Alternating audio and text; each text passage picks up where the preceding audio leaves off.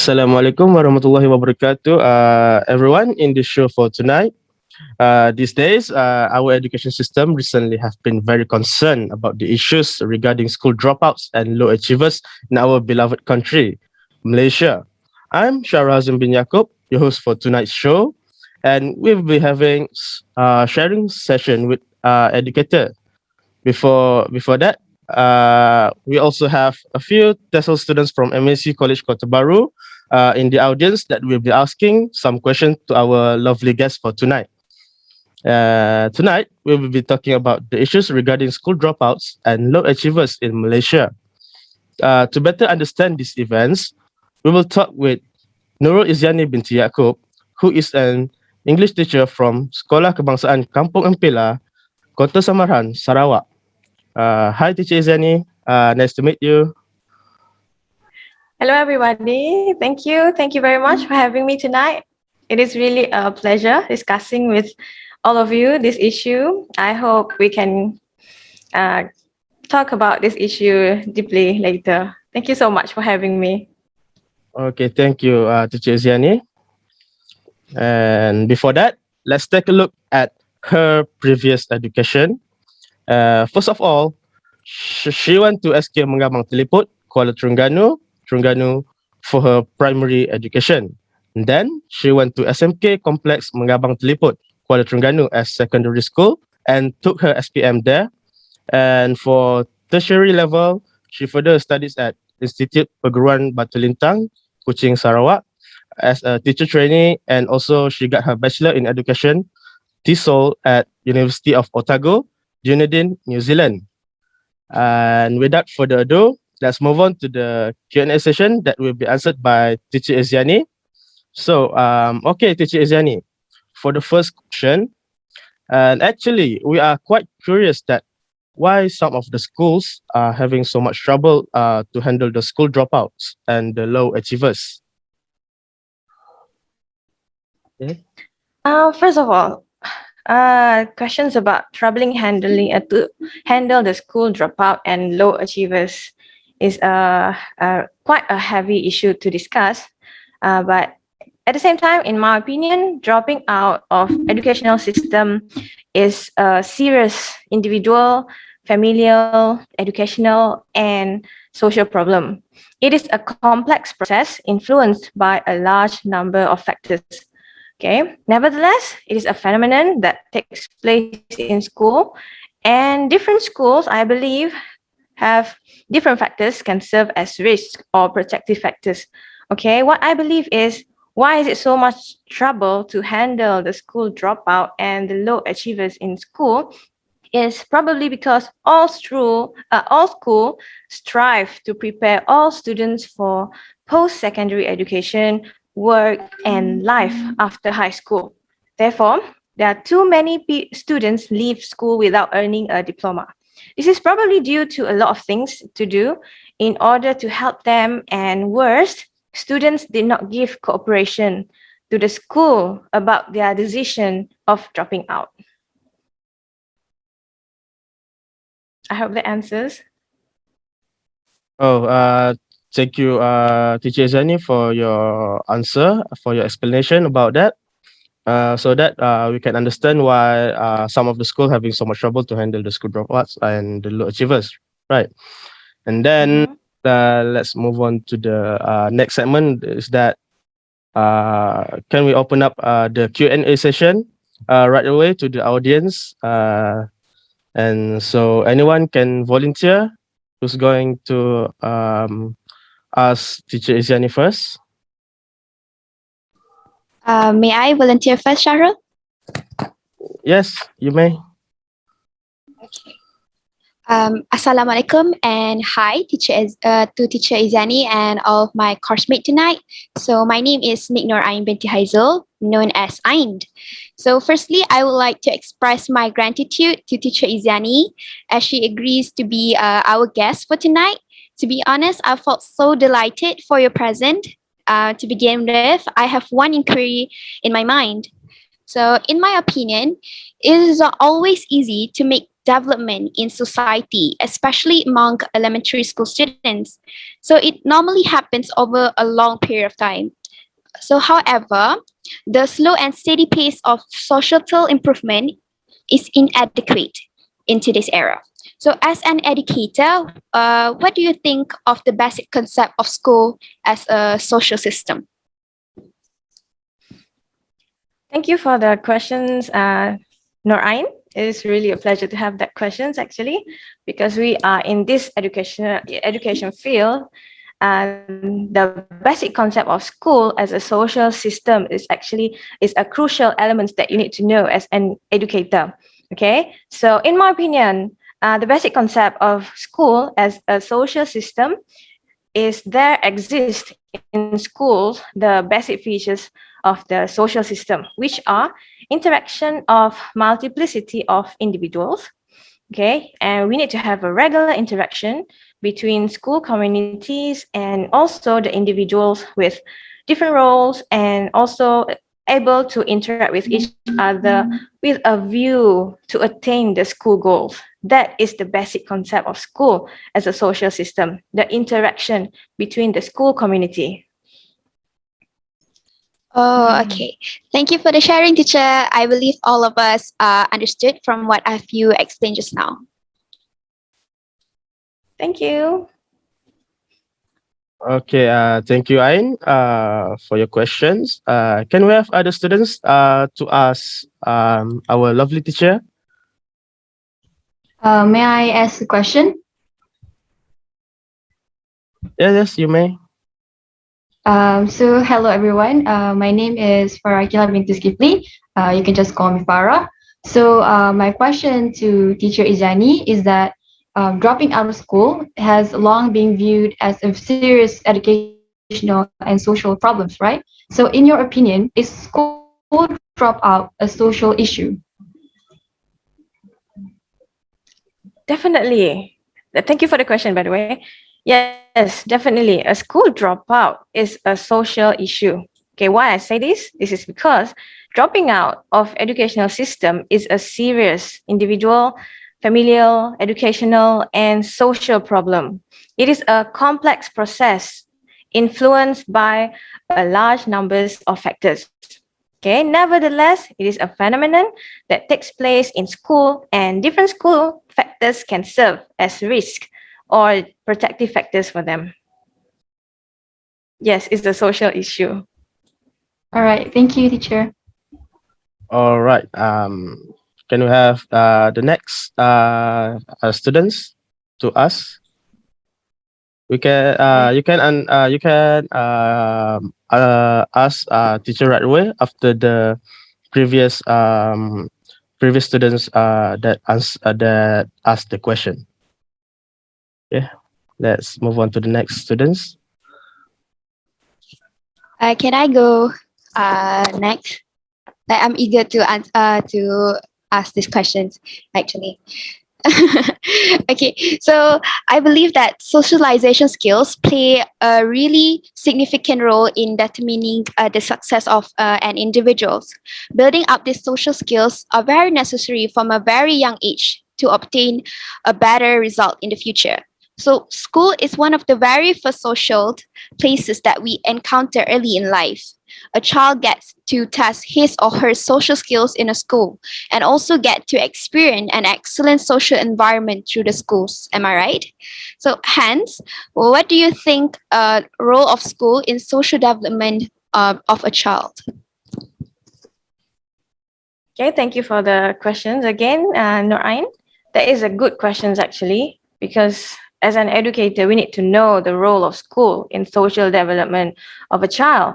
Okay, well, school is one of the very first social places, just like what you said. Yes, is the very first social places that we encounter early in our life. A children gets to test his or her social skills in a school will also get to experience an excellent social environment through the schools. Okay, not that I said the schools. Therefore, not all students can easily adjust with the another students in the classroom. Therefore, this is where the school play a very important role in a person's life. It is important because it teaches us about the world around us, and it prepares us with the tools that are needed for future success.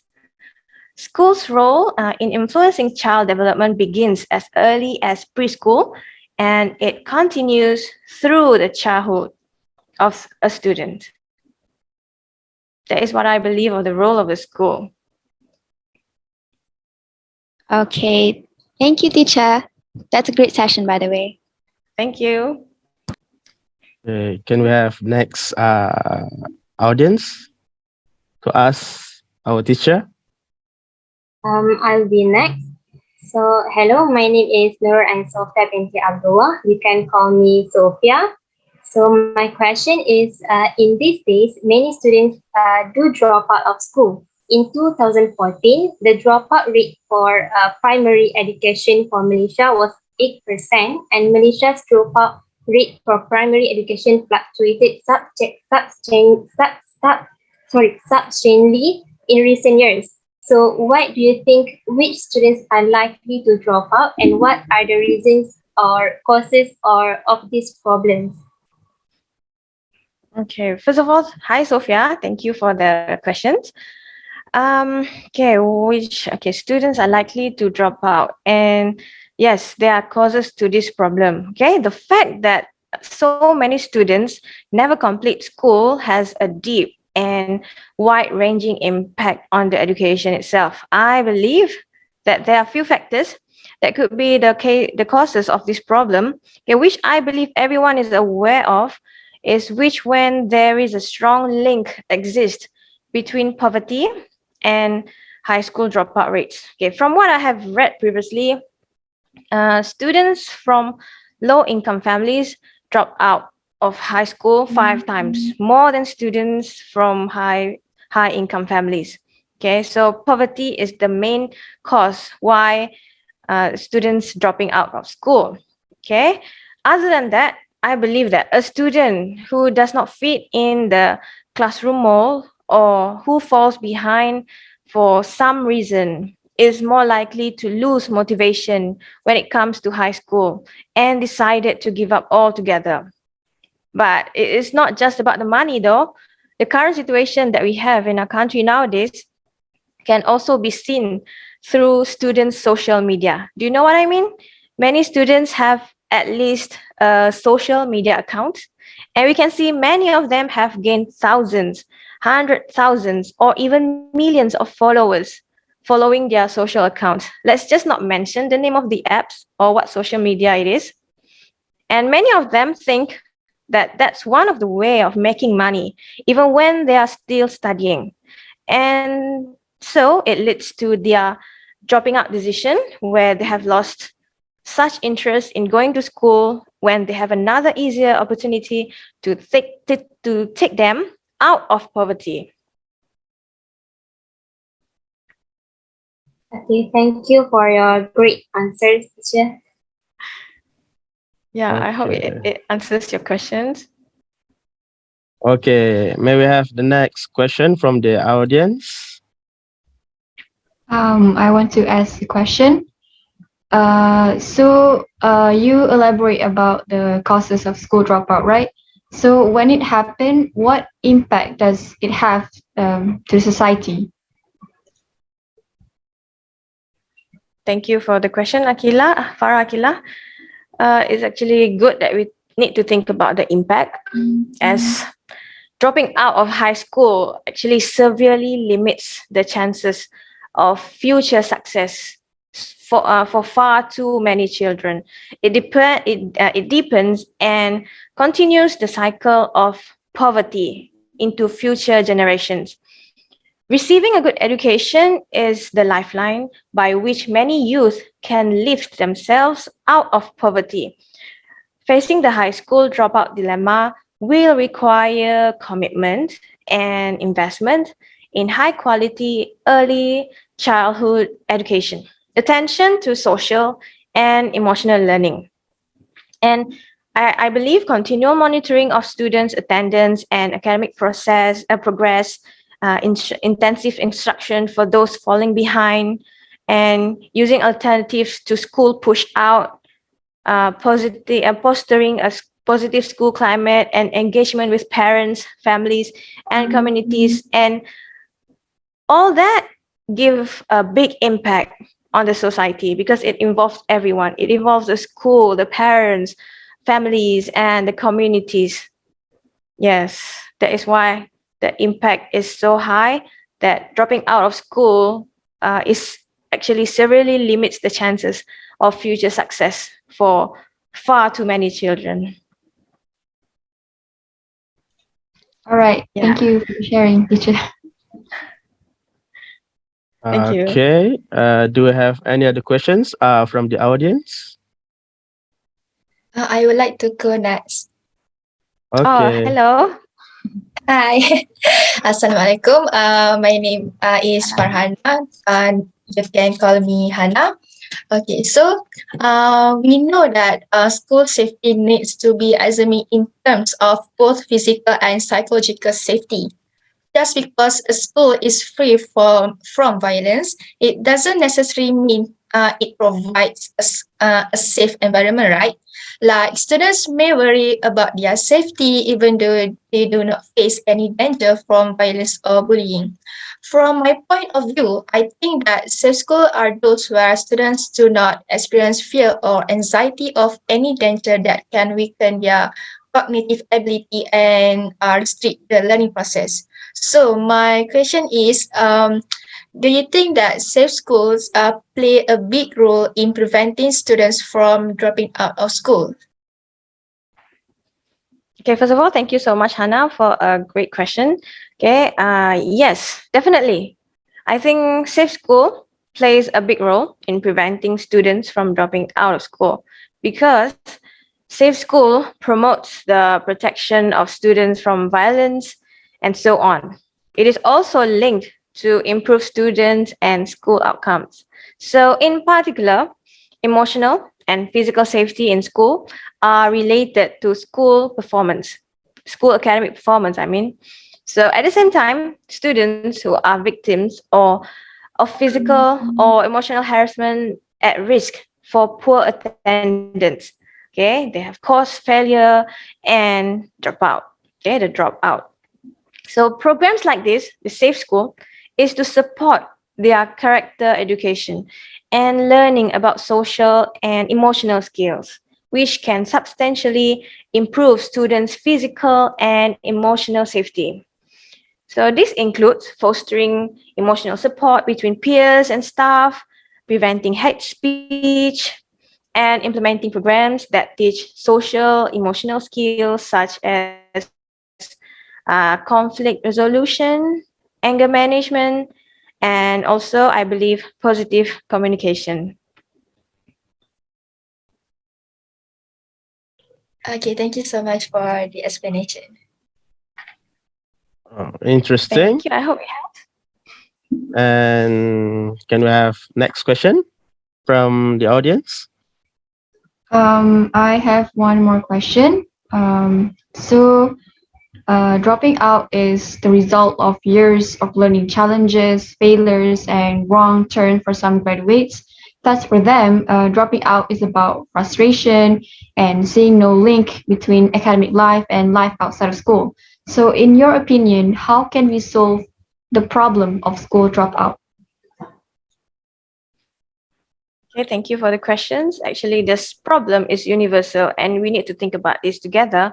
So, to solve the problem of school dropout, I think to solve the problem of school dropout is by begin to reduce the dropout crisis. We need to start focusing on the students themselves. If you're a teacher or a faculty member, there are a few ways that you can motivate your students to stay in school and keep them on the path toward education. Okay, how to do this? First and foremost, we need to involve the parents. Okay, we need to involve the parents so that they can help motivate their children. Okay, parents are the biggest motivation for their children. If you're a teacher or faculty member, try to make appointments with at risk children for home visits with their parents or host parent-teacher conferences to make an initial connection. We can also give parents access to their children's online grades, which is that way they can keep track of how well their children is doing throughout the year instead of waiting for a report card like we always do. Okay, so not every child has supportive parents. Yes, this is true. So this might not be possible. So if that's the case, why don't we focus on helping the students? Okay, we focus on helping the students while they are in school rather than relying on their parents. Okay, we can focus on themselves. So other than that, when students are struggling or falling behind their peers, they may drop out of school because they feel hopeless, right? So what we can do as a teachers, we can prevent this tragedy by working with the students one-on-one, okay, to help him or her catch up with the rest of the class. Okay, this process may involve tutoring, assigning work or assignments or makeup work, or we can offer them extra credit to work with the students itself. You can refer to the student to another tutor or mentor or anyone in the school. Okay, and most importantly, please give them a school culture to enjoy. Okay, if students enjoy the atmosphere of their school, they will want to be engaged and they will try to study hard. The more positive school environment is, the relationships and entertaining education are all ways of motivating students to want to be in the school. That is what I believe the most. How Thank about you, you teacher, all? for the explanation. Thank you too. Interesting. Interesting. So that can we have other questions from the audience? May I? It's me, Sophia again, teacher. So, my question is, in terms of low achievers, I have heard many times about the students complaining of the teacher's favoritism, like they treat or choose the smart ones rather than the poor one that causes the students to get the low academic achievement. So may I know, in your opinion, do you agree with the statement? Do teachers treat their students differently? And can you clarify about the statement? Okay, it's actually a funny question to ask actually because favoritism is not a really good word to be used in school, but there it is used still. However, I'm not going to say I agree or not, but in my opinion, to ensure that all individual students in the classes that can develop according to their potential, I believe teachers should meet the educational needs for each student. One way to do so is to provide adaptive and differentiated teaching. So adaptive and differentiated teaching is meant to be tailored to specific needs of individual or small group of students. So there is no terms of treating the students differently or whatsoever. Okay. However, okay, there might be some teachers who may unintentionally, okay, so they may intentionally lead to negative effects for some students. Okay, especially those students who are underestimated by their teachers. Okay, how? For example, okay, when the students answer wrongly in the class, the student may receive feedback, negative feedback, or the question is passed on to another student. Okay, so this type of interaction pattern is actually giving the teachers a high degree of control over the classroom dialogue. Okay, therefore it leads to the students feelings where they feel when they receive negative feedbacks from the teachers, they feel helpless and they might feel down. So but the teacher wasn't aware that they actually being giving negative feedback to the pupils. Meaning to say, actually, the teachers actually unintentionally treat their students differently in class based on their answers. Okay. Therefore, they can actually use the answers to increase involvement. Okay. For a teacher, we can also be aware by using the answers to increase involvement. Okay, by checking students' understanding, why they answer questions wrong. Okay, we need to know, as a teacher, we need to always check their understanding. We need to ask additional questions. We can also try to ask additional questions or adapt the instructions so that they can understand the lesson better. Okay, that is how my opinion is about teachers treating the students differently. Maybe it's unintentionally, and maybe it's intentionally too, sometimes, to make the students aware that they should improve more in the class. Okay, thank you for your answer, teacher. Thank you too. Okay, next question. Anyone? Okay, I would like to ask one more question. Okay, no problem. So my question is about low achievers. Okay, so first of all, low achievers refer to students who are struggling academically or performing below proficiency. In fact, the problem of low achievers is one of the most challenging problems that face students as well as teachers. This problem has many causes and it has educational, social, cultural, and psychological aspects. In your opinion, what are some barriers to low achievers' success? In my opinion, there are a lot of barriers which leads to low achievers' success. And the first one is the student ownership and accountability in their own learning. And next is maybe there is some inadequate resources. They don't have enough resources for them to learn. And next one could be the lack of consistency in students' education. Okay, maybe because of their background or something like that. Poor attendance also can lead to their non-successful low achievers. There could be some peer pressure as well in barriers to their success. And lastly, maybe the poor attention spans among them in their classes. And I believe actually there are more. I think that's all I can think of right now. Okay, thank you for your answer. Okay, teacher. Can we take a break first because we don't have enough time?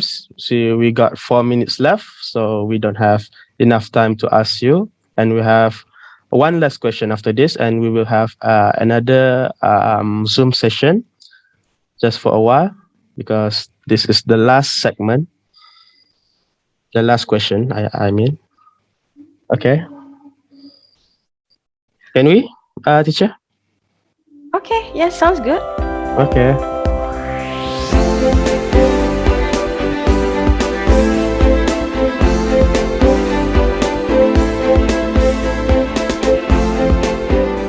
Okay, finally we are back in this tonight show. And finally, I think this is the last question for this issue for tonight. And I want to ask Teacher Iziani, in your opinion, what do you feel when there are some schools did not care for their low achiever students? That's my questions. Okay, thank you, Mr. Hazim. Thank you so much. That was a good break just now that we had. Okay, so yeah, what do I feel? Okay, in my opinion, actually, there is no school in the world that did not care for their low achievers. However, it is more about meeting the needs of every single student in school, and I believe that every school is doing their best in the best they can in helping low achievers, particularly by organizing a lot of program for them. Okay. Uh, for example, the steps that have been taken, the school, they must identify and know well who their low achievers learners are. Okay.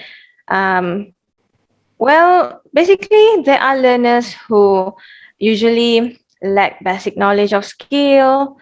They might have difficulty in comprehension, and they can also be lack of concentration in class. So those are the criteria or the characteristic of a low achievers learners in school.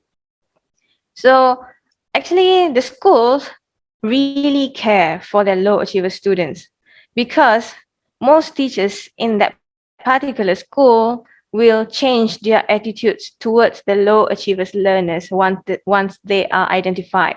Okay, by doing so, they give their clear step-by-step instructions in classrooms, and most of them, they are ready. Okay, they are ready to give them extra help or explanation. Okay, all teachers are involved in this process.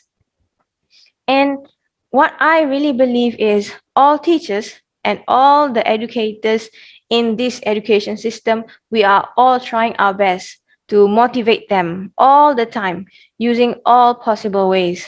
Okay, especially in this time of needs, especially in this situation of COVID-19, we are all out. We are all doing our best to help them to stay in school, not in the school, but basically in the school time and get in the school session so that they can always involve themselves in the PDPR. Okay, for example.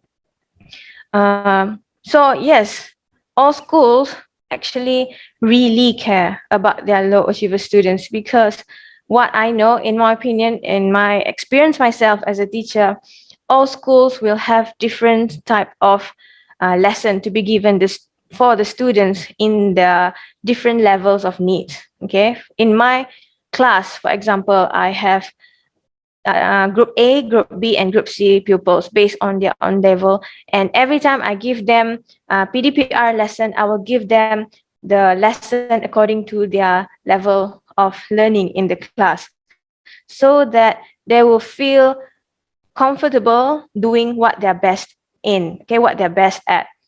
Okay, so to say that schools did not care for their low achievers students, we really care for our students, and we want to avoid from having low achiever students who periodically will turn into a dropout. So we would like to avoid that. So I think that's my point. Yeah.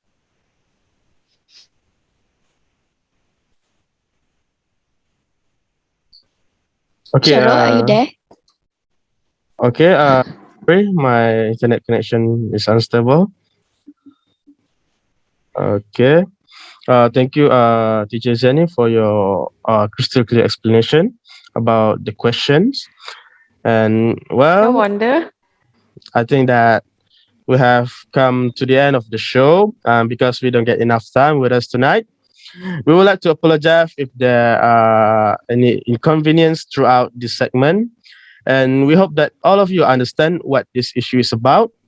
And also a million thanks to Teacher Isyani because letting us to invite her in this show. We truly appreciate you coming on the show. And I think that's it for tonight. Thank you. And Assalamualaikum warahmatullahi wabarakatuh. Thank you very much, everyone. Thank you for having me tonight. Okay. Likewise, teacher.